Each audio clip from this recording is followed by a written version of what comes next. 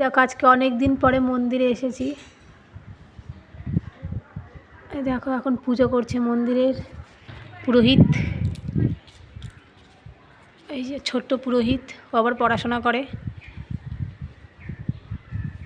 ও এখন আবার স্কুলে যাবে, ওর পরীক্ষা আছে, তাও প্রত্যেক দিন এসে গোবিন্দ সেবা দিয়ে যায়।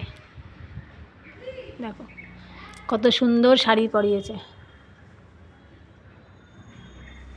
তোর নাম কি যেন? রাজদীপ না? ওর নাম রাজদীপ। খুব সুন্দর শাড়ি পরিয়েছে। এই দেখো রাধারানী শাড়ি পরিয়েছে। এই শাড়িগুলো ভক্তরাই দেয়, আর সেই ভক্তরা দেয় আর গোবিন্দ পরে, রাধারানী পরে। দেখো কত সুন্দর লাগছে।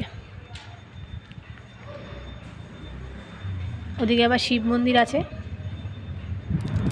শিব মন্দিরে গেছে শাড়ি পরাতে।